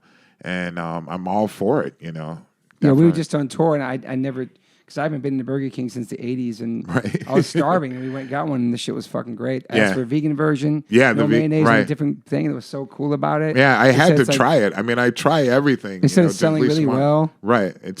But I see those things as not for us. I see those like a gateway drug for meat eaters. Right. I think it's more not for vegans. It's more for meat eaters to try something. It's not a dry Boca Burger hockey puck from 1994. It's something juicy that tastes like I haven't eaten meat since '88, so I couldn't even tell you the difference between that and the real one. But I'm with other guys eating meat, like Rusty. Like, are you sure this is the Beyond Burger? Yeah. It's a Beyond because it tastes so crazy. I have that same problem too. It's just, but it's definitely geared for meat eaters, and that's good that they need a different option. 100%. I mean, there's never been one for them, right? And the ones that have people, when they think of vegan food, they think of like some terrible shit. Right. Some dry ass shit. But it's incredible. I mean, in Sweden, we recorded our last album there, and there's this place called Bastard Burgers, and they had like the full menu side was like all meat burgers, different types, and the other side was all vegan. And the same, style, but with Beyond Meat. But when we were there, and I was like, man, this is probably one of the best hamburgers I ever had. And then it was like a week later, they're like, a sign on the front. It was like, we're out of Beyond Meat. We ran out. We sold out all of Europe. It was just like, wow. It was like really, they're like, we don't know when it's going to get back, but it's coming back. They had to build up the production because it's run out. Because Holy it's that shit. And there was like meat eaters told me about it. They're like, oh my God, I love this hamburger here. You got to check it out. And I was like, wow. Holy shit. Now it's funny. And we have like meat eaters tell me about vegan stuff. It's fucking crazy, man. It's insane. But it's really, really catching on. I mean, most of the places I even went in Sweden, it's a small town. Every place had vegan options. Even the fast food place, they have their own place. It's called Max, actually. Okay. And they have everything there. They have like 4 different options of vegan burgers and styles, or chicken patties or whatever, all vegan. It's unbelievable. So it seems like that Highway to Hell is almost like a travel guide for touring musicians who are vegan. It could be, definitely, and I want it to be also fun, because we're going to be doing a lot of activities in certain places. When we go to Brazil, we're going to go on my friend's boat in this place called Paraty. It's a beautiful area, like a lot of nature and also like learning experience of being in certain environments, because we're going to go to like crazy places. I definitely want to go to Russia and Ukraine. It was hard to eat vegan there when I went there. Really? Yeah, it was hard. That was like 10, 12 years ago. Okay, because it's changed a lot. I'm sure it has. I mean, I got lucky a lot of times going to Russia. We've always went around the time of Easter. And they have this whole thing of like Lent week or Lent month. Yeah. And so it's like no animal products, no dairy. And so every place prepared special menus. All the hotels had their Lent menu for very religious people. Yeah. And I was like, this is amazing. Yeah. And it was like, I was like, man, this is so good. So I got lucky a lot of times being there. But also in the Ukraine, this time, aside from Russia, I noticed that there was a lot of places popping up. And using that Happy Cow app absolutely works so well. And even there, I was like, oh my God, this place is around the corner, and go there. And I would take photos of every place I went, the food and the environment, and then I would post it. And then I would get a message from those places like, thank you so much for taking, awesome, great photos of this and supporting it. Like we had, and all the places are just so nice. Everybody's the people are so amazing. They're happy to feed you. They're feeding you. Absolutely. You feel really good giving your money. They're like, wow, this is, it's fantastic. And man, I just felt so good on tour. Like all the places really are getting it, except we went to places like Mongolia, Kazakhstan, Kyrgyzstan. Central Asia became really difficult. Damn. I mean. What do you have, tofu and shit, or have anything like that? The first thing, they're like, we have horse, we have this. And I was just like, wow, you're eating horse? They're like, yeah, man. They're like, they're nomads. Wow. And I was like literally nomads for real. And so it was hard. Like the one person who was getting the food for me was like, oh, she was like, man, this was really difficult. But she's like, you got to understand here, when it's winter, there's nothing growing or anything. It's like desert. And so their lifestyle, it's like they've always eaten meat, and to live in this environment, it's impossible to survive without it. There's nothing growing here. It's just like, and I can understand that point of view. But I was there when it wasn't winter, and I fortunately had options. But I survived, Yeah. I was able to survive. There's also the the show too, breaking stereotypes of people of your size that are vegan, Right. for one, and then musicians that actually eat healthy, because there's a stereotype still that musicians just get fucked up, don't take care of themselves, in rehab, out of shape. I mean, that's true. but I'm saying, but there's a bunch of us who aren't. There absolutely There's is a lot bunch. of people who are really healthy. I mean, that really take care of themselves, and those are the ones I always admire. Like to stay in the game, for Totally. so long. It's like you see people like I see like Sting.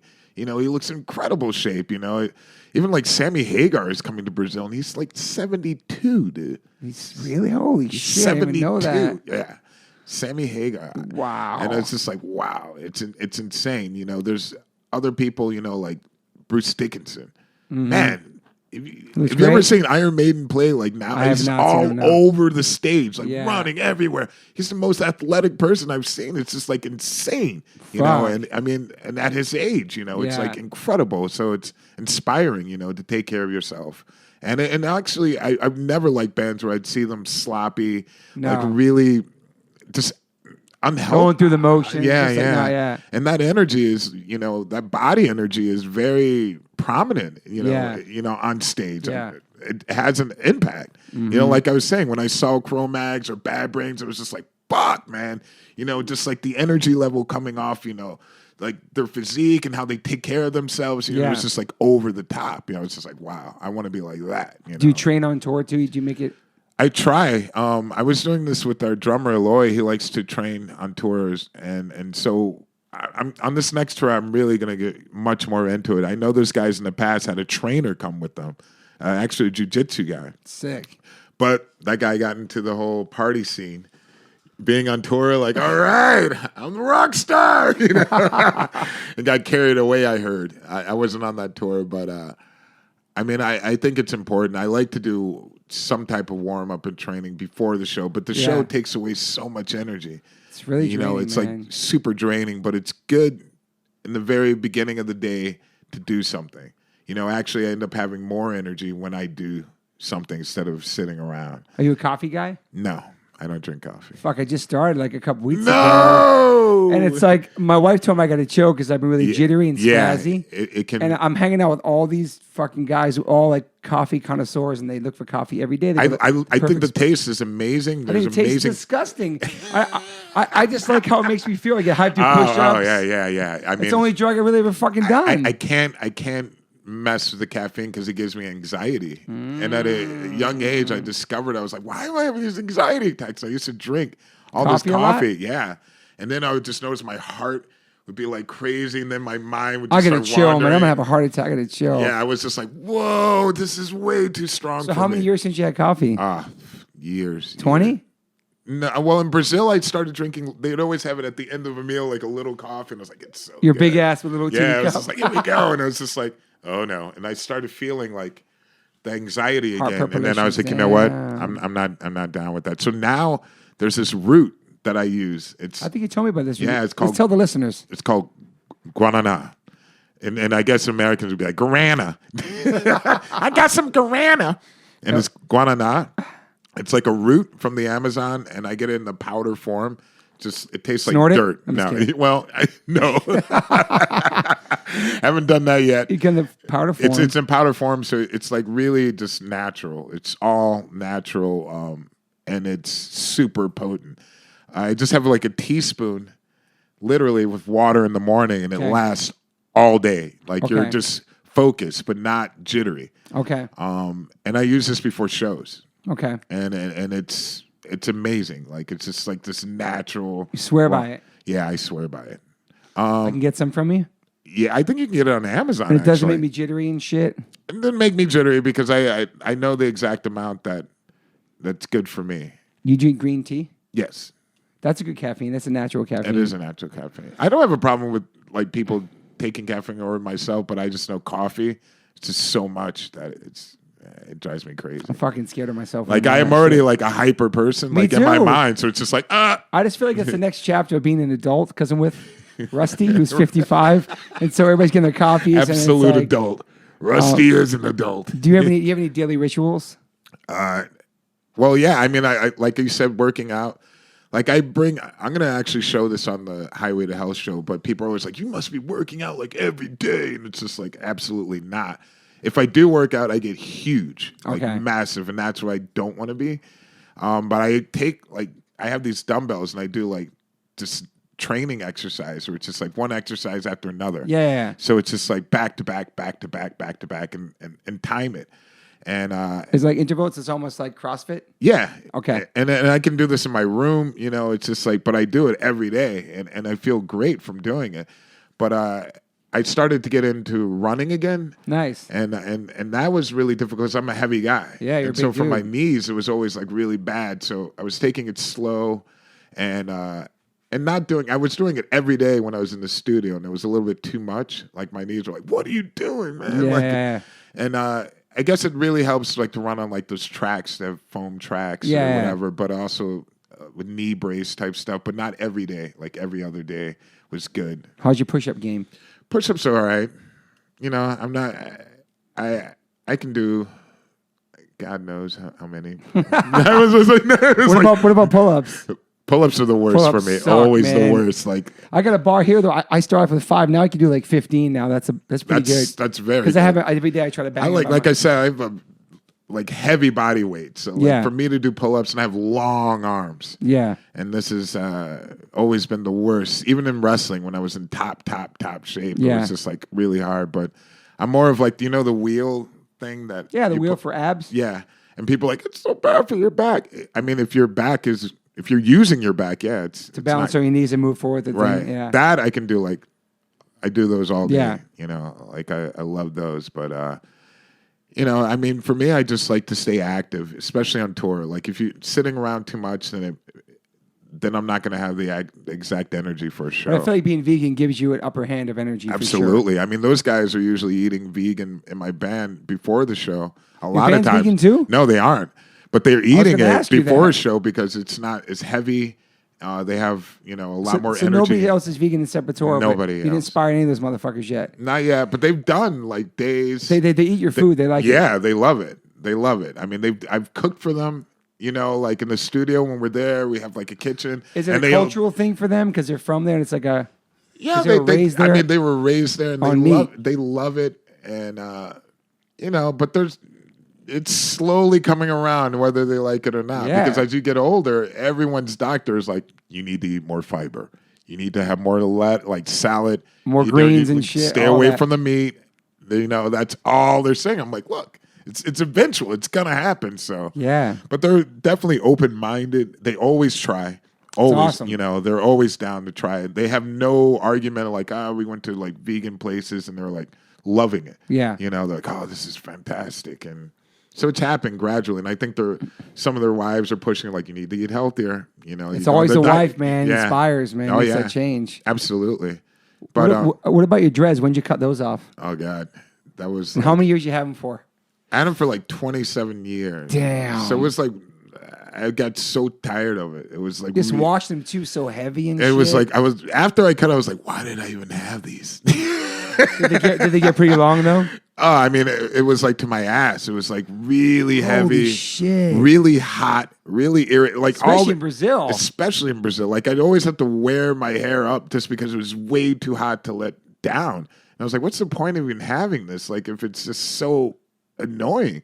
After shows, like sweating, traveling, it became like a nuisance. And I just felt so relieved. I kept dreaming about like just shaving my head. Like I just want to have that feeling again of like, you know, like on my pillow, you know, like sleeping. Or even like taking it, like wet hair and sleeping. Yeah, fucking horrible. So did you just save your dreads at all now? I did for my son. Like they're like at his place now, like in a bag. He helped me cut them. Yeah. He was just like, just like, what are we doing? Was it a weird moment cutting him off? It's like a No, because it'd been so long, and I've been debating it for like years. I was like, I want to do it. People are like, no, dude, bro, keep it. It looks so badass. You can't Like on headbang stage. no more. I can You're headbang. gonna headbang, bro. The photos aren't gonna be as cool. It's like fuck the photos, man. It's like I need to shave my head. And Yeah. I was like, and it's perfect timing. Like I also wanted to change for like an album. I was like, okay, change whole it up. new everything. Yeah. But I feel fantastic with the shave. Thank God. You probably feel lighter too. And Oh shit my too. God, it's I love it. So a couple months ago, you posted some pictures, I think there's some dogs, and there was like a beat down, like maybe like a Ferris wheel or a fucking playground. Yeah. So I didn't know nothing about it, and I saw Chernobyl on there, and I knew nothing about. I don't even know if Really? I don't know if that series was out yet. Oh, okay. No, it wasn't. It wasn't out yet, As soon as I got back to LA, it was coming out. yeah. So And it's a show on HBO. It's a true story, and you went and visited this place that was totally toxic and if you could break it down for the listeners who Right. don't know about Chernobyl, because it's an amazing series on HBO that I watched. Oh, it's totally incredible. fucked. So break Yeah. it down a little bit. All right. So Chernobyl, I knew about when I was it was in the 80s, so I was in elementary school. And I remember when it happened because it was scary. Because all we knew in the U.S. was that there's been an accident and it happened in USSR and we're not getting any information because they're not giving any information Yeah. out. That was the scariest thing about it. So they started like, imagining what could happen. So of course, in the U.S. they're like, so we're going to give you a game plan of what we think probably happened. Yeah. Basically, the reactor blew, even though they're saying that it didn't. It's spreading all over Europe right now, basically infecting everything. Basically, it's working its way into the center core of the earth. If they don't stop it, then it will destroy all life as we know it. And so then, I mean, this is the worst scenario, and it could be happening right now. And I was Yeah. like, oh my God, like, it was really, really insane, and people weren't eating anything across Europe, Yeah. anything in the garden or anything like that. But it was intense. So they have this tour. The promoter was like, "Hey, you want to go to Chernobyl? We have a day off. We can go there." Have you been interested your whole life since you heard about it? I've been interested, but I didn't think it was possible to Yeah. actually go there because Yeah. it's the most polluted place on the earth, in the history of the earth. And so I was like, I thought he was joking. I was like, "Are you serious? We can do it." He's like, "No, we can go." I was like, "Is it really?" I was like, "Is it safe? Because this is insane." Yeah. And he was like, "No, it's safe. It's safe. You're only going for like 2 hours, 3 hours, so you're gonna be fine." Yeah. So I was like, you know what? I gotta go. I can't miss this opportunity. So got up really early, and I went with a bunch of people from the crew, and they pull you in, and there's a lot of like checkpoints. At least 3 different checkpoints. You have to register everything online before you go there, all your Yeah. information. And then they give you like these mini radiation things to put around your neck. Each person has, and then they give you a Geiger counter, and you go with a guide, and they check everything. They go through every number of like data that you have, and if anything's wrong, then you have to go and do everything all over again, the process. Fuck. And it's all military as far as like guarding everything. The only people that are in there are scientists and engineers that are working there consistently because the problem is still continuing. It's still burning. Still. And so they haven't found a way to stop it How many years has it been burning for? since it started. Holy! Why can't they get rid of? How can they stop it? They don't know. They Holy shit. haven't come up with a way. It's that fucked up. Holy shit! So basically, there were all these dogs started coming out like at the checkpoints. We're standing there, and I was like, "Oh shit!" And they're like, "Do not touch the dogs because there's certain rules. They're radioactive and shit. Yeah, you can't go there with shorts. You have to have pants. You can't touch anything, plant life, rocks, dogs, anything. You can't feed them. You can't take anything with you. And so they're just shit. like, and you have to stay on the path that they tell you. Were you nervous? Yeah, I was nervous because it was just like it looked like a zombie town, Like a movie and shit. Yeah. it was just like sets where just shit was just left, like people just left, Damn. and so it was like driving through, and there's certain areas that are more toxic than others. So you go by this one place, it's called the Red Forest, and it's highly, it's I mean, the Geiger counter is going crazy. You know, it's super radioactive still, like more than that. It's just like going crazy. And the forest is just like red and like weird colored, the trees. Fuck. And, but the dogs and everything are just so sweet, you know, that are walking around and they're contaminated. Some of them aren't, but most of them are. Yeah. Slightly and they're just been there and they feed them. You know, they have like a whole procedure of doing that. Yeah. But they're there and they just need affection. You know, they're just kind of like wandering around. And they can't get them. Can't get it. Not really. I think they do there. I'm sure the people working there have like a relationship with them. But it's intense because you go to like the schools and everything that are happening. You just see how they left everything there and just gas mask everywhere and just like mayhem. It's still burning. That's crazy, man. Yeah, it's still going on. Underneath or something? Underneath, yeah. So they put this thing, it's called sarcophago on top of it, the reactor. Because I went to reactor 4 where it actually happened. And you can stand, I was like standing there like, holy, this is where it all went down. And what they did was they built it and they pushed it. You know, they didn't want to build around it in case anything would happen. And then they pushed it on top of it. So it's covering the reactor. There's a hole there. And they call it like the elephant's foot. It's just like this huge, gnarly hole. Looks like a massive elephant just went through. And it's just like kind of like burning through there. And they tried to, underneath, they tried to put like some shield underneath to protect, but it's all being eroded and rotting away. And also the shield itself already has cracks in it, and the radiation is already seeping out. The longest going fire in history? I mean, it's going to go on until they figure out some way of like stopping it from burning. But it's like it's for real. What year did it start burning again? It was 85. So is there anything else burning in the whole planet since 85? I never heard of that, man. That's fucking insane. It's insane. Like they have to keep, you know, blocking it, you know, and they don't. The thing is, Russia just never put any money into that. It was pretty much the end of communism by then. Like that was like like that's it. You know, put a pin in it. It's over. And after that, and then they just pretty much picked up everything, all the machinery, everything. And left all those places that they were, and they didn't put any money into like the repair or anything. That's all coming from European Union and people trying to help save the world, pretty much. Because it's not only about there, and it's the Ukraine, you know, and so it's really they don't have the money to repair any of that stuff. So it's all coming from international relief. So people don't live there. They go there and they do testing during the day. That's there are like a few people living there. They're like, I'm never leaving. You know, like holy. And what do they do? There's like no stores. There's no nothing. I mean, they're gonna be gone soon. I mean, there's nothing there. Like how they survive? They have like a lot of problems with like the soldiers getting really drunk there because they're just there alone. Damn. And they have nothing to do. And I'm just like, so what happens? Like sometimes they can be real assholes and. I was like, all right. That's a crazy job. Yeah, I guess go stand there all day and crazy job. And Chernobyl, and they're bitter. And so you have like a 2-week period that you stay there as a worker, and then you have to leave for a couple more weeks to be away, and then you can come back. So it's like on off. So you're not getting overly contaminated because radiation exists everywhere. You know, especially in big cities, LA, New York. It's just the amount that you're getting. It's the same there. They constantly have to be checked. Yeah. And so the one guy swears, he's like, I'm fine. I'm okay, you know.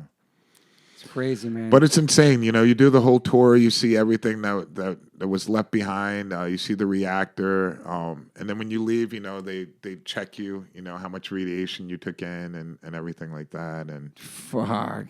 But they have like a whole gift shop, you know, like trailer type thing. Really? Yeah, I was just like, whoa, that's pretty cool. A gift shop. Yeah, a gift shop. And what do you get? Like, what is it? I mean, I thought they'd have like gas masks. I survived Chernobyl. Like I have one shirt. It's like, you know, the money goes towards like, you know, the research there and everything. But I hope so. And but it's intense, man. It's is like the air really weird there. The air. Yeah, it's like really. When we were there, it was like really misty and foggy. It was like, oh, this doesn't look good, you know. But I get some eye goggles. Or some shit? It was really like, oh my god, this is just. a total disaster. It's like a zombies attacked it or something. Yeah, I mean, it becomes very serious when you're there enough time. You're like, wow, this is. Who went with you there? A bunch of the crew. Cool. Yeah. The rest of the band's like, yeah, I'm good. Yeah, they were good, and also I think Andreas, my guitarist, had like a guitar clinic, so he could go. But I mean, he wanted to go, but I mean, that was the most eye-opening experience, like because just like if you watch the show, they talk about the workers, and that was the hardest part is like hearing about the firemen that had no idea what they were going into. Down in there, yeah, and they did it.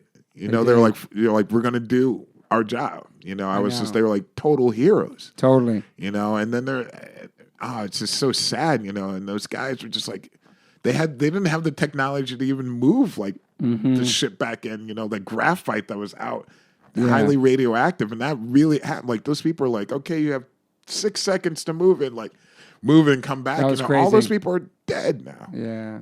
They gave their lives to like, I mean, it's unbelievable, like the will of the Russian people to really resolve the problem. I mean, it was like Ukrainian people a lot, that were there. Yeah. So it's intense, it's like really becomes, a little depressing afterwards. I was like, oh my God, at first I went in like, this is going to be crazy. See some radioactive bears and shit. And then the guy was just like, yeah, everybody makes these jokes, but it's not so funny. It's cool to see a part of history like that. It's fucking insane. Absolutely. Man. People should watch that show for sure. Oh yeah, it's like that. I was really shocked. I came home and I watched it and I was like, wow, yes, that's true. And you were just there. True. Yeah. And I was like, yeah, that guy talked about that. Yes, that's totally true. Like, holy shit. Insane. Well, now for some positivity. What are your top 5 inspirations? What would be your top 5 artists or bands, you think? It's a hard one, but it's pretty tough. I can figure out the 2 hardcore bands in my head you're going to pick. I'm not going to say it. They have to be hardcore bands? No. Not at all. But top 5 bands, you think? Inspirational bands. Inspirational for me, top 5 or people in general, like musically, it would definitely be, let's see, HR. I knew it. Yeah. It's going to have to be John. I knew it. Yeah. I knew it was Bad Brains Chromags. But then we're going to get into a little more like Nina Simone. Sick. I'm a huge Nina Simone. My wife fan. loves her too, man. Legend. Jeff Buckley, God, amazing voice. And you know the drummer too. Yeah, and I know Matt Johnson. We went to elementary school together.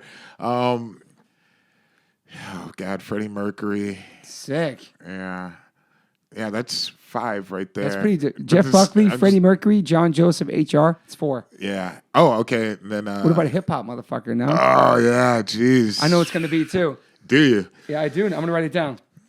Oh my God! I don't even. In my head, I'm like, there's so many. Just think, man. I'm just gonna see if I'm right. In the 80s, 90s, I know you fucked with him. Chuck D. Fucking Chuck D. Yo. Yes. Holy shit! I fucking Absolutely knew it. He was. Ladies and gentlemen, I wrote this on a piece of paper and I put it up upside down. And unbelievable. Yeah. He always cuts through like a razor, like it was. That was sick, Hano, right? Yep. You got to get Chuck D here, man. I love to. He's on my list. And Flavor, too. Yeah. And this is a question. What about KRS-One? He's on my list, too, man. Oh, my God. This is on my list, too, and I already know the answer to it. Are you an optimist or a pessimist? But I already know the answer to that. Optimist, yeah. Yeah. Yeah, absolutely. You've always, every time I see you smiling, you're always upbeat. You're always happy about life. You always appreciate everything you've done, all that stuff, So I feel like. Oh, I try, man. Especially in this world, it's really hard. Yeah, it is. It is. But there's a lot of good things, It's just, I think people just need to see more of that, Yeah. It's just like so overwhelmed with like all the negative stuff that's just like a wave that's always constantly being pushed, Yeah. I think it's just like so many great things that people are doing and surrounding yourself with that is just like the best thing that's possible to do. Yeah. I feel like you've always been like that. And do you feel like everything you learned as like growing up in punk rock scene, that you take that in your adult life, and the music you play, and being a father, all a lot of those ethics? Absolutely. I think it has the biggest inspiration for anything that I do now. It always will be a part of me. Just from meeting people in general around the world, it's just something it's always stayed true. Yeah. It's always been in my heart and something I truly believe, that, it's very real, And also, what was your favorite skateboard trick? Oh my God. What was your best trick? Ooh. Or favorite deck? Or favorite Oh, skater? I mean, one of my first decks was John Luciera. Sick. Yeah, I was like, oh my god, that was amazing. I had a Natus Capus. Yes. and God, there's so. I mean, Did you skate ramps or the street? I had a half pipe in my backyard. Fuck. How big? Mini ramp or real? Mini half. Sick. And it was amazing. I mean, it was actually put together with like stolen wood. I'm not proud about that. There were like certain houses being built good.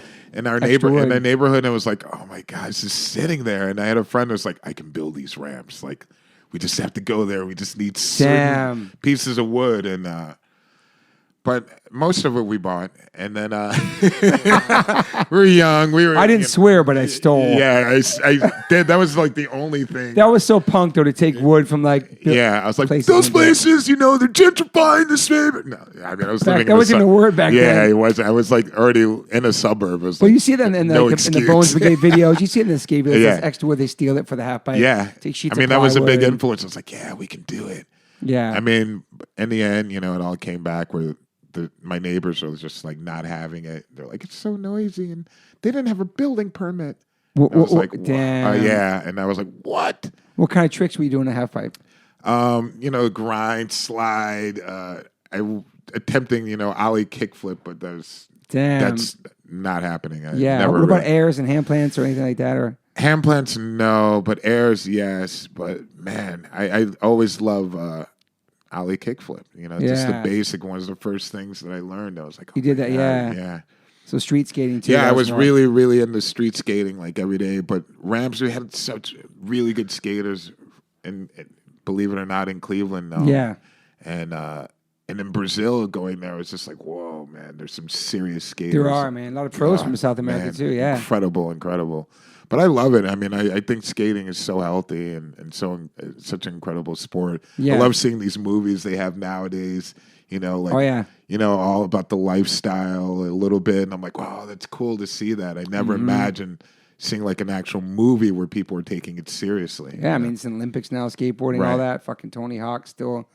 Like all these guys are skating that shit for fun, making those funny videos. It turned out to be like a career and a profession. Right. For us, like you said, people are like, why is he on a skateboard? Why is he fucking on a bicycle? Like that skateboard was such a powerful tool. Like, were you ever into BMX? Not really, man. No, I wasn't. Never messed with that. But that skateboard was like almost like your friend, like in school. Like that was, you could do your tricks. You'd stay all day learning, trying to practice the same trick. I mean, it was like hours and hours of like staying out like really late and finding spots and just, I mean, great times listening to music and skating. I mean, it was so inspirational. Like music and skating were hand in hand. I was really big fan of like I was all the soundtracks on these videos. Right. You forget all those bands you could skate to, skate rock tapes. I was like really into like Faction. Faction was sick. Shout out to Steve Caballero, JFA, Mick Rad. Like, Big Boys. Jesus, I mean, all those were just like so inspirational. Skate rock tapes, man. Yes. And then it's crazy. Then it kind of changed into mostly hip hop now. I talked about Muska. That's true. Soundtracks of hip hop now for skateboard videos. But it totally makes sense. And I hear a lot of that also with like surfers, because in Brazil I start to meet a lot of surfers and they love, the hip hop soundtrack as well. Yeah, which is dope. Because there weren't that many African American skateboarders growing up. It was Steve Stedham with the dreads. Yes, and, Chuck Trace. Sean Sheffy from Shut in New York. Right. That's all I really knew back then. Old, yeah. Yeah, but Steve Stedham with the dreads, he was fucking powerful. He was like, man. Yeah, I mean, it was like such a big inspiration. Like that guy was like, oh, he's got dreads, he skates. I was like, yeah, like I can identify with this guy. And then I think it was later on with like in the skate videos, also like Pharrell and Lil Wayne, they kind of crossed all the genres together. I remember they started skateboarding and bringing that into hip hop culture. Right. It's interesting. Yeah, man. I never imagined that they would cross paths like that, but. Yeah, back then, you know what I mean? Like it was mostly just punk rock. That was like something aggressive to skate to. Man. Well, I want to thank you for everything you contributed to music. Our friendship, I've been knowing you for almost 30 years, probably maybe 25 years. Right. But like, I'm so proud of everything you've been through with your band. Thanks, and man. like when I first heard you in that band, I was fucking so psyched for you.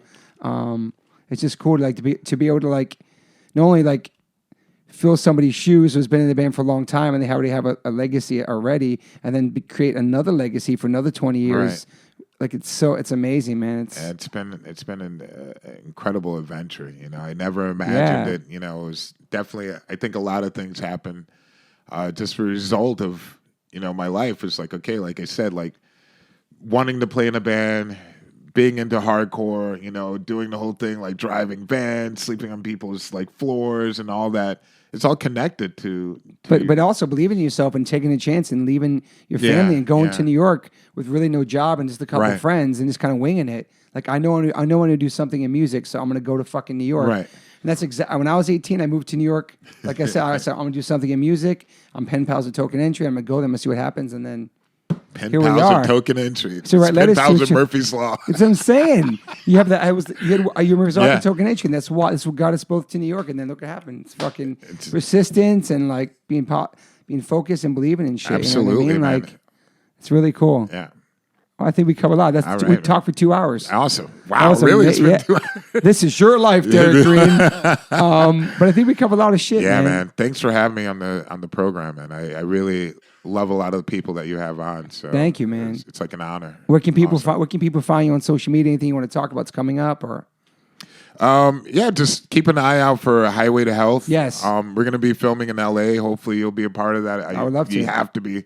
And that's on Instagram, Highway to Health? Yeah, Highway to Health. And then your Instagram is Derrick Green Official? Derrick Green Official, I believe it is. I don't even remember. And what's in the future for Sepultura right now? Right now, we have a new album that's coming out in February. Perfect. So it's great. Like, we're going to start touring all next year. The name of the album is called Quadra. It's Portuguese. It means like the playing field that they use is called the Quadra. Okay. And it's 12 songs. We have one song that's going to be a single coming out soon. It's called Isolation. Awesome. It's on Nuclear Blast. It's a banger. It's really epic album. We recorded in Sweden with the producer Jens Bogren. It's epic. I mean, there's a lot going on there. Dope. I mean, a lot of new things that we're really pushing ourselves. But definitely don't sleep on it. So next year it's going to be a lot of touring. I love that. I love that you're making new music and not just playing like all the other songs. Yeah. Is it weird playing the other songs from? Is it weird playing songs from the records that you loved as a kid? And now you're singing in that band. Is that right? Was that strange at first? It like was at first. It was a little weird, but now it really from Beneath the Streets. Beneath the Streets, yo. No, from Beneath the Remains. Is it those songs?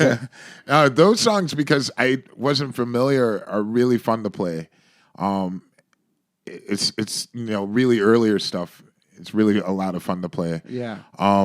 But it's much more challenging playing new songs. Yeah. It always is. I mean, it's really getting into the rhythm of you don't know if it's going to hit well with the people in the audience. I hate playing new songs to put them in a set. But we forced ourselves to do this on the last tour, and we did 6 new songs. Damn. And that's a lot. And it worked out really well because people would come up and like, thank you. Because a lot of times bands have a new album and they don't play the new songs. Man. And fans are like, what the hell, man? Like, you just made we this. We did that we a couple times. You use your voice, and we stopped. Let's just get back on it, man. But it was something that it took years for us to like, it's like, we should do more. And then this time we really forced it. We're like, let's do it. And it worked really well with the old songs. Yeah. And people appreciate it, especially people who just bought the album. They want to hear it live. And it made the set exciting for us. Yeah. A challenge, It was like, okay, I want to make it better. I want to make it better with this new song. It's hard to do, but so we'll be practicing a lot of the new songs to play because I think they'll go very well again with the old songs. That's awesome. Yeah. And last but not least, you want to say anything in Portuguese to the fans? E aí, galera, aqui Derrick Green do Sepultura, é nós na fita, mano. Falou.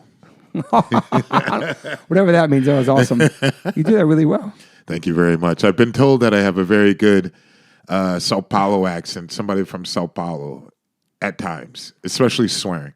Shout out to Brazil. We got lots of great. H-Tour has a really wonderful fam out there. So I love going to South America. They love the hardcore there. Very passionate, loving fans over there. They really appreciate you a lot, man. So absolutely. South America, Brazil, I mean, amazing places to play. Yeah. The passion is always there. It is. All right, thanks for listening, everybody. This was Derrick Green. Right on.